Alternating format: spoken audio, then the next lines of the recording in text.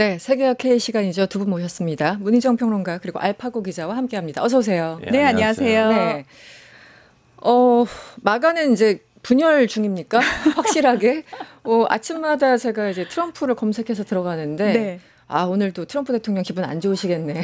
이런 이슈들만 계속해서 나오고 있습니다. 최근에는 이제 우크라이나 전쟁 휴전안 가지고도 굉장히 말이 많고, 그렇죠. 왜냐면은 그 철저하게 녹취록까지, 네. 예, 그리고 철저하게 러시아 측에, 그러니까 사실상 러시아 측이 만들어준 그거 가지고 약간 그 에디팅했다고 하죠. 네. 그리고 우크라이나에 약간 내민 그런 상황 같은데 뭐 여러 가지 보도가 나왔었습니다. 일단 우크라이나 네. 전쟁 좀 정리를 해주시죠. 평화안에 대해서. 네. 그 28개 항에 대해서 사실 이거 아주 소수의 사람들이 모여가지고 지난달 말에 작성을 했다는 거 아니겠습니까? 그때 이제 참석한 사람이 되게 독특해요. 중동 특사인 위트코프. 네네. 그 다음에 제러드 쿠시너. 이건 저기 사위. 트럼프 대통령의 맞사위죠. 근데 이 사람은 공식 직함이 없어요. 그렇죠. 예. 자, 그리고 러시아 측에서 드미트리예프라고 하는 경제 특사가 참석을 했어요. 그래서 이제 셋이서 만들었다라고 하는데 이 초안은 사실 러시아 측에서 비공식적으로 우리가 원하는 조건 이러고 넘겨줬는데 그거를 바탕으로 이제 만들어졌다라고 얘기를 해서 28개 항을 자 평화 계획 문건이야 이러고 꺼내놨더니 다 이건 러시아 측의 주장만을 담은 거잖아요. 네. 우크라이나 입장에서는 이게 무슨 평화 뭐야. 계획 아니야. 그래서 물론 이제 다시 스위스에서 미국, 유럽, 우크라이나가 모여가지고 이걸 수정을 했다고 하죠. 그리고 19개 항으로 바꿨다고 하는데 많은 부분이 달라졌는데 중요한 거는 첫 번째 28개 항은 푸틴 대통령이 그래 이걸 뭐 기초로 우리 평화협상 할 수 있어 라고 이야기를 했지만 19개 바뀐 항에 대해서는 우리 자세하게 안 나왔거든요. 뭐 우크라이나 쪽 얘기 많이 들어갔다라고 얘기만 나올 뿐이지 구체적으로 어떤 안이 들어있는지 모르는데 러시아 측에서는 우리는 아직 공식적으로 받은 바 없고 그리고 그거 받아본 다음에 얘기를 해야 될 것 같은데 많이 달라졌으면 러시아 측에서 사실 이걸 받아들일 가능성이 거의 없다고 봐야 되는데 이 28개 항이 처음 나왔을 때 공화당 내에서조차 이게 뭐냐 이건 너무 친러시아 성향 아니냐라고 해서 반발이 상당했다라는 거죠. 게다가 이게 작성되는 과정에서 원래 전통적으로 관여해야 하는 외교 안보 라인이 철저히 배제됐다는 거죠. 네. 마코 루비오 왔다 갔다 하던데요? 네, 왜냐하면 본인은 몰랐거든요. 예, 이거 자체가 말이 안 된다라는 거죠. 그래서 공화당에서는 그거죠. 원래 라인으로 돌아와야지. 왜 중동 특사가 이걸 하느냐. 그러니까요. 게다가 아까 그 통화 녹취가 파일이 풀렸던 게 여기 있는 중동 특사인 위트코프하고 그리고 크렘린궁의 외교안보 정책 보좌관인 우샤코프하고 한 5분 정도 통화를 했는데 저기 며칠 후에 젤렌스키 백악관에 올 거야. 그러면서 젤렌스키가 방문하기 전에 푸틴 대통령한테 트럼프 대통령한테 전화를 걸어서 통화를 해라. 그리고 통화를 해서는 칭찬을 좀 해줘라. 평화주의자라고 칭찬을 한 다음에 우크라이나 영토 조건을 좀 걸어라라는 식으로 너무나 디테일하게. 미국 측에서 러시아 측에 그 어드바이스를 해줬군요. 그리고 그 어드바이스대로 실제로 당시에 푸틴 대통령하고 트럼프 대통령 사이에 2시간 30분 동안 통화가 있었죠. 젤렌스키 대통령이 바로 방문하기 전날. 예. 그리고 그 젤렌스키 대통령이 방문해서 나중에 우리가 그 얘기를 알았죠. 지도 집어 던지면서 트럼프 대통령이 이거 받아들여 이러고 화를 냈다 뭐 이런 얘기들 나왔죠. 그 당시만 해도 젤렌스키가 가서 좀 무기를 달라고 토마호크였습니까? 무기 달라고 해서 줄 것처럼 얘기하더니 맞아요. 그 전까지는 준다고 할 것처럼 그렇게 얘기했었거든요. 그러더니 푸틴하고 전화하더니 이거 안 되겠다. 이렇게 된 거죠. 맞습니다. 어떻게 보고 계세요? 백악관에 러시아 스파이들이 있어요. 갑자기? 그리고 그것보단 이 녹취록으로 누가 공개시켰어요? 맞아. 그게 포인트죠. 누가 공개했을까요? 어떤 언론사에서 나왔어요? 블룸버그가 보도했어요. 블룸버그의 뿌리가 어디예요? 블룸버그 그 누구죠? 4시에 커피 마시고 차 마시는 그 나라 아니에요? 누구라고 생각하세요? 아니 저는 여기 오기 전에 저게 이제 자주 보는 팟캐스트 사람들이 있는데 러시아를 칭찬한 러시아 편인 팟캐스트 분을 방송을 들었는데 러시아에서 분위기는 거야. 또 영국 놈들이 이런 식으로 분위기가 형성됐대요. 그쪽에서. 영국 쪽에서? 영국이 이걸 뿌린 거 아닌가라는 러시아 측의 그런 말이 있어요. 얼마나 만지셔도 모르겠어요, 여러분. 그러니까 결국은 또 영국이에요. 관련해 가지고 월스트리트 저널이 누가 왜 했는가라는 분석 보도를 냈잖아요. 네. 거기에 이제 세 가지 의심되는 세력이 있는 거죠. 일단 첫 번째, 러시아 자체적으로 뿌렸다. 왜냐하면 러시아 내부에 드미트리예프를 싫어하는 사람들이 있고, 그다음에 이 전쟁으로 이득을 얻는 층들이 휴전되는 거 싫어해서 이거 깨려고, 또는 정반대로 위트코프조차도 우리한테 포섭됐어. 라는 거를 좀 과시하기 위해서 이런 얘기가 있고, 또 한 축이 유럽 측에서 유럽은 이 안에 대해서 전혀 모르고 있었단 말이죠. 그렇죠. 유럽은 계속 얘기하는 게 뭐냐면 아니 우리는 우크라이나에 미국 못지않게 지원을 했어. 지금도 지원을 하고 있어. 그런데 우리를 빼고 휴전을 한다고 있을 수 없는 일이야. 패싱. 그렇죠. 그래서 그걸 깨려고. 그다음에 또 한 축. 미 정보기관. 특히나 러시아에 이렇게 편향된 이 휴전에 반대하는 측에서 뿌리지 않았겠느냐. 이런 얘기들이 나오고 있는 거죠. 하여튼 곳곳에 적들이 많군요. 지금 상황을 보면. 저는 이제 러시아의 이 방송을 들었는데 이 얘기도 나왔었거든요. 아, 그래요? 근데 그쪽에서 하는 말이 뭐냐면 러시아에서 이걸 하는 사람이 있을 수가 없다. 왜냐면 이걸 뿌리는 순간 일주일 안에 죽어요? 푸틴으로부터 홍차가 배달될 거라는 건 너무 뻔하니까. 독이든 차가 배달될 것이다. 러시아 사람들 아무리 용감해도 그만큼 연기를 뿌릴 수가 없다. 네. 그죠. 근데 또 이중 스파이도 워낙 많으니까. 일단 사실 이제 얼마 전에 마조리 테일러 그린 하원 의장이 이제 그만두겠다고. 하원 의원. 죄송합니다. 하원 의원이. 그만두겠다고 한 게 굉장히 큰 시그널이었던 거고, 마가 세력 내에서도 여러 가지 이제 해석들이 나오잖아요. 이제 이게 약간 크랙이라고 하나요? 얼음 빙판에서 하나 이렇게 툭 친 느낌인데 그게 어디까지 지지직 퍼질지는 모르겠습니다만 어떻게 봐야 됩니까? 이 마가가 그 이후에 지금 우크라이나 이 평화 안에 대해서도 그렇고 여러 가지 사안에 대해서 계속 이제 이스라엘에 대한 정책에 대해서도 그렇고 아니 앱스타인 사태가 제일 큰 가시거리예요. 왜냐하면 나머지는 너무 국제적인 건데 앱스타인 사태는 너무나 단순하거든요. 아니 공개하겠다고 했었는데 왜 공개를 안 하냐. 특히 그 이름을 까먹었는데 그 법무부 장관이 펜본디. 리스트가 왔어요. 각하께서 허락받으시면 공개하겠습니다. 이런 말 하셨는데 아무것도 없어요라는 말을 하니까 말이 좀 약간 안 맞거든요. 지난 5월에 이제 틀어버렸죠.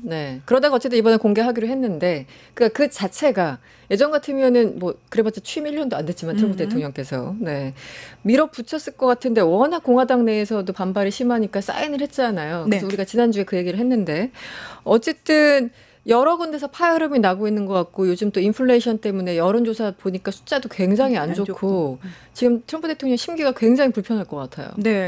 사실 트럼프 대통령이 2기 내각을 본인에게 충성하는 들로 쫙 꾸리고 나서 아마도 공화당도 사실 트럼프 정당이 됐다라는 얘기가 나오고 자기가 지지하는 의원들이 당선이 되고 후보들이 당선이 되고 이런 것들을 이제 경험을 하면서 완벽하게 장악을 했다라고 생각을 했던 것 같아요.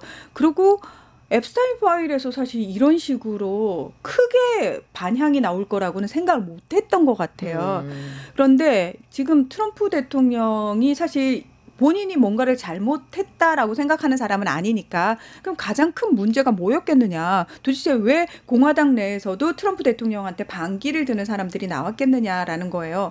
자, 이 마조리 테일러 그린 의원 같은 경우에도 사실 트럼프 대통령 여자 트럼프라는 별명이 있었잖아요. 그리고 난 진짜 찐마가야.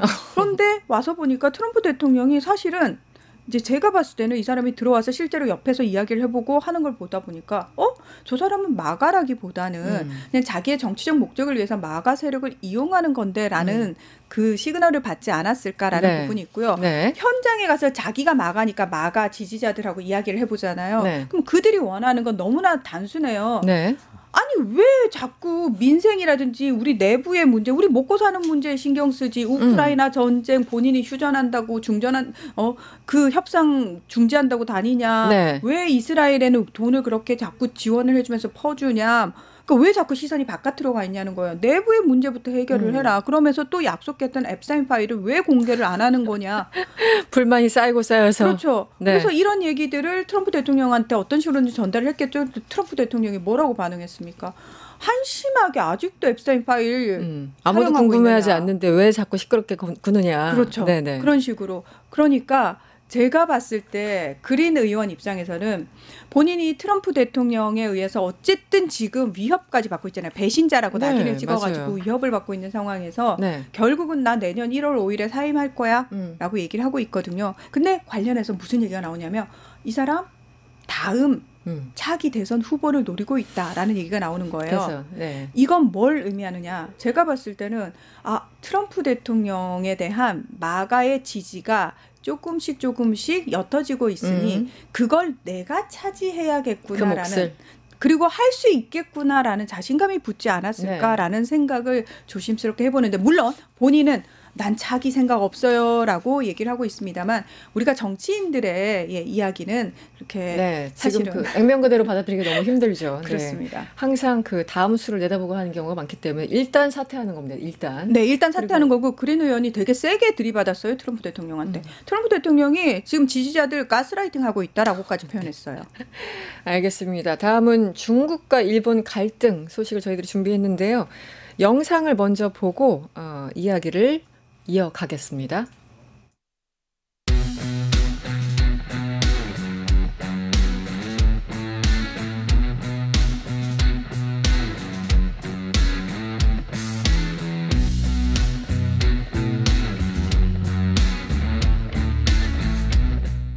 正告赖清德当局，凡是背叛民族的罪人，必遭正义审判。最终的目标是建构可以永久捍卫民主台湾的国防战力。 지난 11월 7일 다카이치 총리의 발언, 대만 유사시 자위대가 개입할 수 있다. 이 발언 이후에 지금 한 달은 채 안 지났군요. 그런데 난리가 났습니다. 정말 3주 동안 엄청난 정치적인 파급이 있는 것 같은데요. 일단 중일 간의 직접적으로 마주치는 거, 그러니까 충돌하는 거는 기본이고 이게 너무 심하다 싶었던지 지난 24일, 25일 양일간에 걸쳐서 트럼프가 시진핑 주석하고 전화하고 바로 다음날 다카이치 총리하고도 전화하고 그러니까 또 옆에 이게 보고 있던 막 북한과 러시아가 또 나서고 있고 아주 난리도 아닙니다. 어떻게 보고 계세요 지금 상황? 지금은 아시다시피 대만 문제 때문에 중국하고 미국 사이에는 좀 약간 보이지 않는 포커 게임이 진행 중인데 미국에서 좀 약간 여러 가지 안이 있어요. 안이? 네, 원래 지금은 그 경계선이 대만으로 그린 건데 대만을 포기할 것인가? 트럼프가? 아니면 대만 그 경계선 유지하는 걸로 갈 것인가? 이 얘기가 지금 미국에서 진행 중인데 만약에 미국이 그래 지금 우리는 당분간 중국이랑 붙으면 이거는 양측한테 안 좋으니까 대만을 가지고 어느 정도 협상을 하고 대만을 넘기는 걸로 하자고 하면 그러면 중국하고 이번에 일본이 경계선이 되는 거예요. 왜냐하면 우리 한국은 중국이랑 전쟁을 대놓고 하진 않았어요. 왜냐하면 한국 전쟁 때는 북한을 도와준 거지 무슨 뭐 이익이 충돌한 적이 없는데 근데 일본하고 중국이 심하게 전쟁을 했었어요. 1차 대전, 2차 대전 때. 근데 그렇게 되면 일본의 입장에서는 대만을 포기하면 안 되고 대만은 무조건 그 앞에 쿠션 국가에 있어야 돼요. 그냥 대만을 넘겨주면 바로 옆에 있는 이제 일본의 섬들이 있어요. 그래서 일본 입장에서는 대만이 넘어가면 조만간 우리의 남부 당들도 넘어갈 수도 있다. 지금 영토 분쟁하고 있는 그런 지역도 위험하다. 이게 이제 다카이치 발언이 워낙 세고 게다가 이것을 철회할 생각도 없다고 재차 밝혔기 때문에 중일 간에는 상당히 이게 오래 좀 지속될 것 같다는 느낌이 들거든요. 지금 거의 사활을 걸고 있잖아요. 중국 입장에서는. 자, 중국은 본인들의 체면이 상하는 게 가장 중요한 문제라고 얘기를 했잖아요.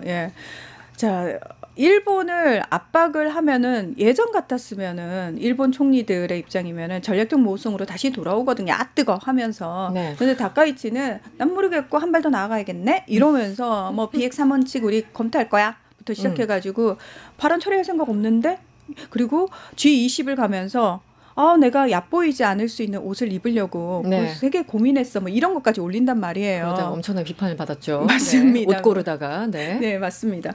자, 그러니까 중국이 그래? 그러면은 일본을 외교적으로 고립해야 되겠다. 결국 일본이 이렇게 까불 수 있는 거는 뒤에 미국이라는 미일 동맹이라는 백을 믿고 있는 거지. 알았어. 그래서 내가 미국을 직접 등장시켜줄게 이러고 트럼프 대통령하고 통화를 했다는 거 아닙니까? 네. 자, 이러고 나서 중국의 발표는 신화통신을 통해서 빵 하고 때려요. 네. 우리 트럼프 대통령하고 통화했는데 대만에 대한 중국의 입장 이해한다라고 발언했어. 네, 네. 이건 사실 중국은 얻을 거 얻어낸 거예요. 그렇죠. 예. 그리고 딱 그 얘기만 꺼내놨어요. 트럼프 대통령은 본인 소셜 미디어에 난 중국하고 관계 좋아. 시주석하고 통화했는데 우리 또 만날 거야. 맞아요. 막 이러면서 우크라이나, 러시아, 대두, 펜타닐 얘기도 다 했고 우린 너무 좋아. 이 얘기만 또 딱 했어요. 네. 대만 얘기는 안 했습니다. 각자 편한 것만 얘기했군요. 그렇죠. 네. 자, 그러고 나서 이제 일본 입장에서는 뭐야? 지금 트럼프가 중국 손 들어줬는데 네. 그랬더니 다카이치 총리가 아닙니다. 저도 통화했습니다. 25분간 통화했어요. 라고 얘기를 해요. 하면서 언제든 필요할 때 전화하라고 했다. 네. 굉장히 좋은 얘기했지만 뭐 나머지 부분에 대해서는 외교상 문제이기 때문에 대화기 때문에 공개하기 어렵습니다라고 네. 딱 했어요. 자, 이것 자체가 이 부분과 관련해서 일본이 트럼프로부터 대만과 관련해서 원하는 얘기를 못 들었겠구나를 충분히 짐작할 수 있는 상황이었거든요. 네. 아니나 다를까 그런 얘기들 막 보도들이 나오고 있는데 바로 밝혀졌잖아요. 그 다음날. 사실은 이제 미국 주류 언론을 통해서 나온 얘기죠. 네. 트럼프 대통령이 저기 중국 자극하지 마. 대만 문제 가지고. 월스트리트 보도가 나왔더라고요. 나왔죠. 네. 그래서 다시 일본 측에 확인을 하니까 외교상 대화니까 우리는 공개할 수 없다. 그래서 한 발 더 나아가서 분명한 건 그렇게 얘기하진 않았다. 네. 그건 사실이 아니다. 네. 라고 이야기를 하고는 있습니다만 일본에서는 좀 애매하게 거기에 대해서 얘기를 하고 있죠. 그렇지만 네. 일본 내에서 지금 불안감은 굉장히 커지고 있는 거죠. 그리고 다카이치 총리도 살짝 자중하는 모습을 보였어요. 그 문제에 대해서는 더 이상 얘기할 게 없다라고 얘기를 했습니다. 저는 좀 살짝 좀 약간 여기에 대해서 추가적인 멘트를 하고 싶은데요. 네. 지금 미국에 있는 정부는 러시아를 먼저 때릴까. 왜냐면 러시아도 지금 부상하고 있고 특히 네. 남미에서 그리고 아프리카에서 네. 아프리카에 있는 삽사하라 국가들이 예전에 다 프랑스 위성이 있었는데 다 지금 쿠데타들 일따라 발생하면서 러시아 편에 넘어갔거든요. 그래서 미국에 있는 이제 서양이란 친해지는 나라들은 러시아를 이번 계기로 한판 진짜 제대로 참교육 하자고 하는 사람들이 있고, 근데 지금 미국에서 정권을 잡은 세력은 러시아가 단장 필요 없어. 네. 어차피 거기 유럽이 있으니까 유럽이 알아서 할 거야. 우리는 러시아한테는 귀여운 모습을 보여주고 어차피 러시아 너는 중앙아시아에서 중국이랑 붙을 거 아니야. 네. 그래서 우리는 같이 중국을 때리자 해가지고 러시아를 이렇게 자꾸 러시아한테 우크라이나를 팔아먹으면서 끌어당기려고 하는 이는 네. 결론적으로 우리는 중국이라 뭐라 하려고 했을 때는 러시아는 중립을 지키거나 아니면 우리 편에 섰으면 좋겠다. 왜냐면 자꾸 그 경제 담당자들을 만나는 이거 보여요. 그렇죠. 근데 지금 경제 문제가 있는데 우리는 내들 나라에다가 투자하겠다. 네. 이걸 본 일본이 이때다 해가지고 이렇게 나선 건데 미국이 그 일본한테 하지 말라고 하는 얘기는 네.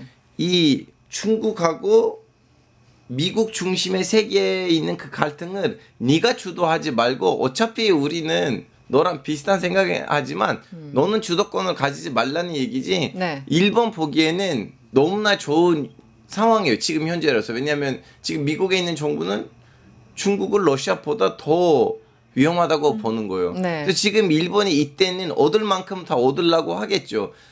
뭐 이제 비핵화 원칙도 얘기가 네네. 나왔고 자위대 얘기도 나오고. 네. 근데 일본이 말을 너무 좀 약간 심하게 했지만 근데 보이지 않는 커튼 뒤에서는 얻을 거를 이번 총선 때는 많이 얻어갈 것 같아요. 트럼프가 성명을 발표했었죠. 이제 뭐 시진핑하고도 통화하고 그 이후에 성명을 발표했는데 트럼프 워딩입니다. 미국과 중국의 관계는 매우 좋고 이는 미국의 소중한 동맹인 일본에도 좋은 일이다. 그러니까 가로 열고 일본 시끄럽다. 중국과 잘 지내는 것은 미국과 일본의 모두 이득이다. 누가 보면 중국하고 지금 동맹 맺은 줄 알겠어요. 미국이. 네. 지금 그런 상황이고 그럼에도 불구하고 발언을 철회하지 않는 이유는 다카이치 총리가 원래 인기가 없었잖아요. 정부를 만드네 만에 했었는데 겨우 어쨌든 총리 자리에 올랐는데 최근에 소위 말하는 고공행진 여론조사 결과 지지율 고공행진을 보이고 있다고 합니다. 저희 관련 영상 준비했습니다. 言える範囲で、答弁をさせていただきましたが支持率が 70% とかっていう日本人みんな思ってるよ。どう思ってる？グッド。やっぱりちゃんとはっきりものを言っっていうところではないですかね。経済的な影響とかちょっとそういう懸念とかはないですか？それは全然思ってないですね。저 일본 특파원 한 달 했거든요, 터키에서. 네. 너무 심심했어요. 너무 심심해. 왜요? 시위가 없어요. 시위가 없다고? 네, 왜냐하면 국민이 있잖아요. 정치가 정치라는 거지 우리는 신경 왜 쓰냐예요. 러시아랑 비슷하구나. 저런 어쨌든 단기적으로 감정적으로 시원하다 하는 게 외교의 전부는 아닌 거잖아요. 실익이 있어야 되는 건데 어쨌든 다카이치는 실익보다는 그냥 지금의 어떤 인기를 선택한 것 같습니다. 그렇죠. 왜냐하면 네. 다카이치는 너무나 총리가 하고 싶었던 사람이고 그렇지만 당 내에 자신의 지지 기반은 없는 상황이고 어쨌든 고심하다가 자민당에서 그래도 고이즈미보다는 다카이치가 낫겠지 해서 선택을 한 거잖아요. 네. 별로 생각을 안 하고 내보냈는데 생각보다 인기가 높은 거예요. 바로 이 발언 이후에 높아진 거잖아요. 그렇죠. 사실 그전까지만 해도 별로였는데. 그러다 보니까 자민당 내에서는 당분간은 좀 두고 볼 필요가 있겠다라는 판단을 하고 있는 것 같고 네. 다카이치 총리 입장에서는 지금 상황이 유지만 된다면 네. 내 총리 권력을 계속 가지고 갈 수 있을 뿐만 아니라 말 그대로 강한 일본을 다시 만들 수 있겠다라는 꿈을 꾸고 있지 않을까라는 생각이 드는데요. 네. 그러니까 말씀하신 것처럼 우리 알파고 기자님의 말씀처럼 일본은 네. 정치에 대한 관심이 없어요. 일본 국민들은. 그러다 보니까 뭐 지지율 조사를 한다든지 또는 선거를 한다든지 막 높진 않아요. 참여율이 네. 막 높진 않은 상황이고. 네. 자, 그럼에도 불구하고 그런데 주로 이제 응답하는 사람들은 정치 고관여층이잖아요. 그렇죠. 꽤 관심 있고 뭐 그래도 어떻게 한마디 하기를 원하는 사람이고 뭔가 원하는 바가 있는 분들이고. 그러니까 저렇게 적극적으로. 그렇죠. 네. 그런 분들 입장에서는 사실 저런 얘기를 하는 게 너무 당연한 거죠. 그리고 저런 말을 하는 사람들이 계속 부각되다 보니까 참정당이라고 하는 극우 정당이 부상을 하는 거고요. 자민당 내에서는 참정당에 빼앗긴 극우 성향, 보수 강경 성향의 지지자들을 어쨌든 다카이치 총리가 다시 데리고 오는, 네. 다시 끌어오는 지금 상황을 만들고 있으니까 조금 네. 더 지켜볼 가능성이 크겠죠. 뭐 중국은 중국대로, 일본은 일본대로 이 민족주의 이런 것들을 강조하면서 그냥 자신들의 지지를 공고하는 데 굉장히 힘쓰고 있는데 이런 와중에 함께 부상하는 게 있습니다. 다카이치 총리가 무슨 가방을 들고 다녔나 봐요. 네. 100만 원대 토트백이라고 하는데 너무 인기가, 그러니까 다카이치 인기만큼이나 가방도 인기가 치솟아서 저건가 봅니다. 네. 약간 서류 가방 같은 거군요. 서류 가방. 네. 이게 이제 100만 원대인데 이게 뭔가 수제품인지 수제품의 기준은 어디인가. 아무튼 9개월 동안 대기해야지 이 가방을 살 수 있대요. 네. 토트백이 많은 걸 말해주는 겁니까? 네, 하여튼 다카이치 총리가 네. 마가렛 대처 전 영국 수상을 엄청 본인의 롤모델이라고 얘기를 하잖아요. 그렇군요. 그래서 대처 수상도 사실 저런 가방을 드레스 코드가 있었죠. 네. 가방, 옷 이런 것들. 그렇죠. 그거를 저는 그대로 벤치마킹 한다라고 생각합니다. 네. 네. 사나이 백이라고 네. 합니다. 네.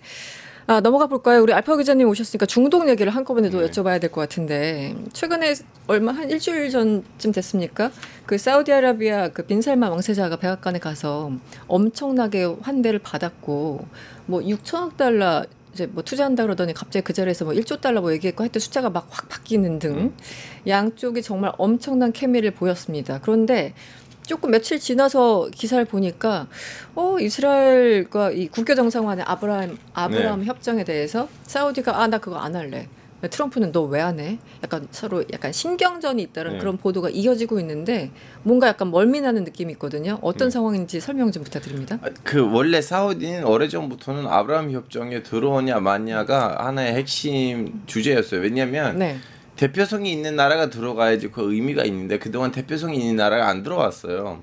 근데 사우디 같은 메카 메디나가 있고 이슬람 성지가 있는 나라가 거기 들어가면 엄청난 인기가 있을 거고 무게감이. 네, 그리고 사람들이 잘 모르고 있는데요. 아직도 이스라엘을 인정 안 하고 이스라엘 나라 취급을 안 하는 중동 국가가 한 20개 정도 있어요. 네.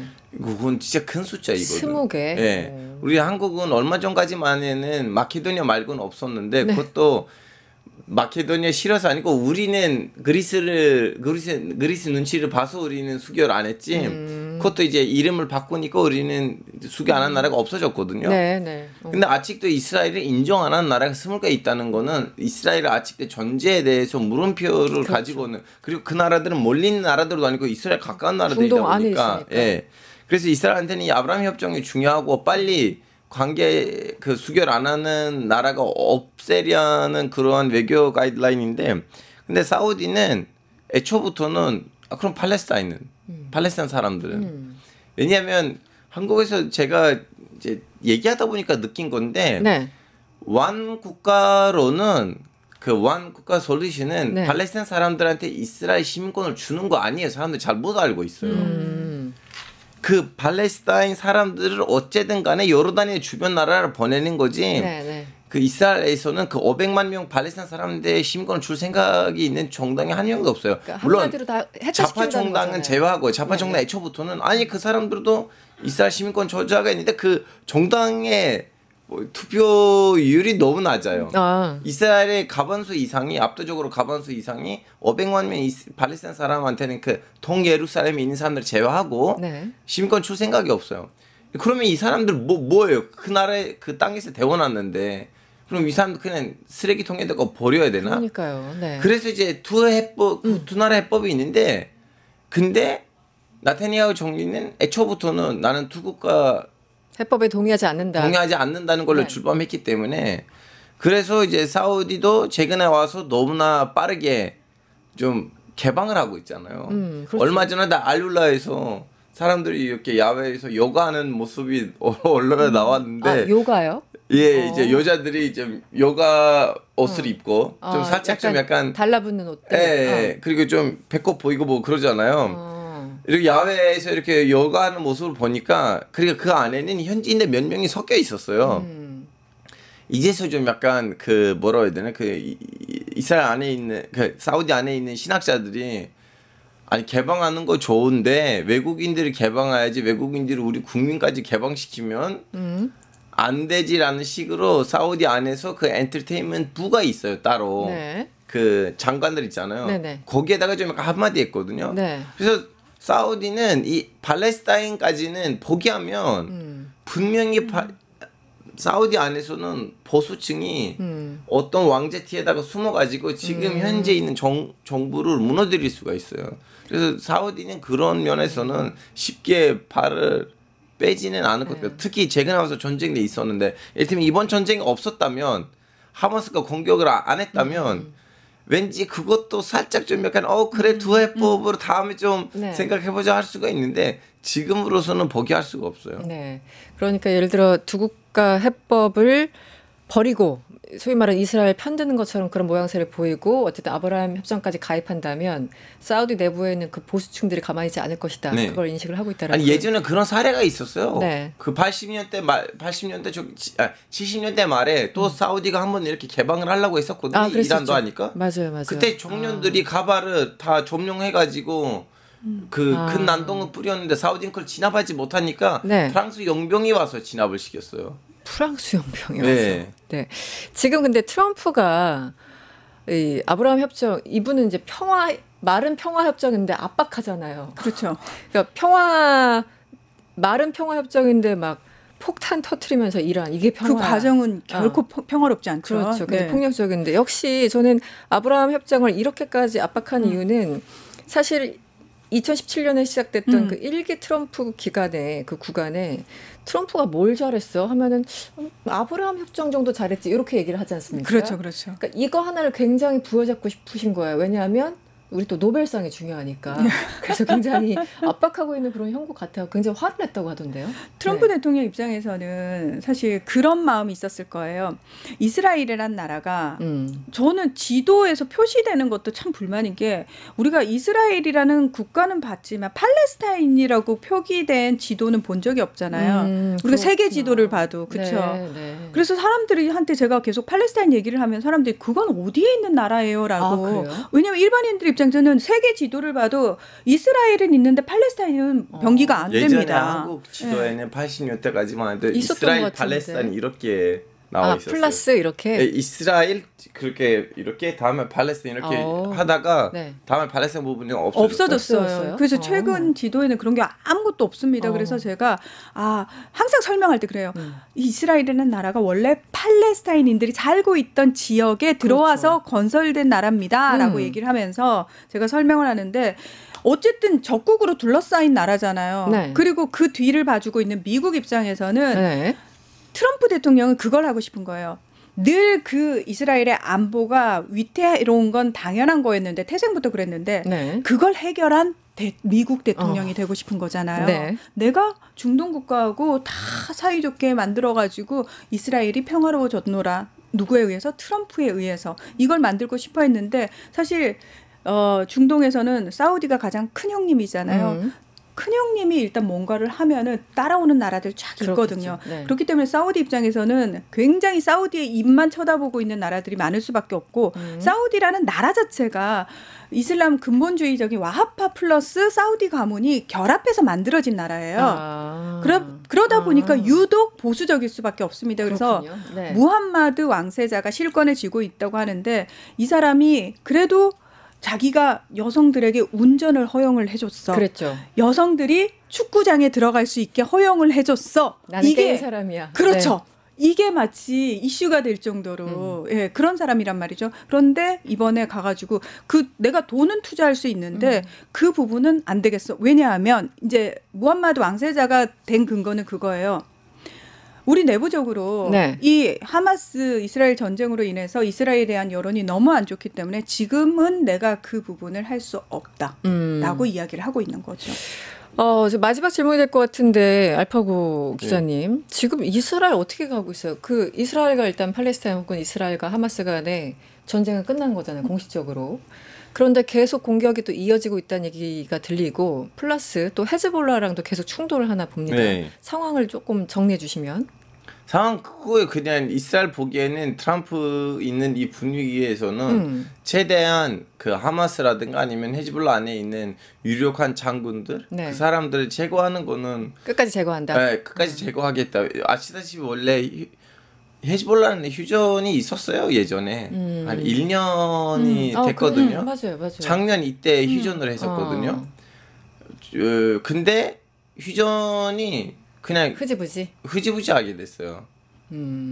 그래서 어쨌든 지금 계속 무력 충돌이 곳곳에서 발생하고 있는. 네. 근데 왜냐하면 지금 이스라엘 보기에는 빨리 할 거를 해야지 조만간은 튀르키예랑 시리아에서 뭔가 좀 약간 붙을 것 같아서 작은 애들을 지금 되도록 빨리 정리를 해야 돼요. 어제도 국방부 장관이 그 얘기를 했어요. 이스라엘에서 우리한테 육지로 공격하려고 하는 나라들이 있는 것 같아요. 그 나라들이라는 말은 튀르키예를 말하는 거예요. 튀르키예를 얘기했다. 네. 알겠습니다. 오늘 시간 관계상 여기서 마무리를 해야 될 것 같습니다. 지금까지 세계화 K 문희정 평론가 그리고 알파고 기자님과 함께했습니다. 오늘 고맙습니다. 네, 고맙습니다. 유튜브 구독하고 실시간 채팅과 댓글을 남기면 매일매일 최대 7,000TTCO를 드립니다. 참여 방법은 뉴스토마토 홈페이지에서 회원가입 후 구글 계정을 연동해주세요. 마이페이지에서 유튜브 인증을 완료하면 준비 끝! 유튜브 채널 구독하고 실시간 채팅이나 댓글 참여만 해도 TTCO가 자동으로 지급됩니다.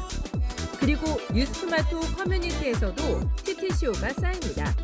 출석, 글쓰기, 댓글, 투표, 친구 초대까지 활동할수록 더 많은 TTCO를 받을 수 있습니다.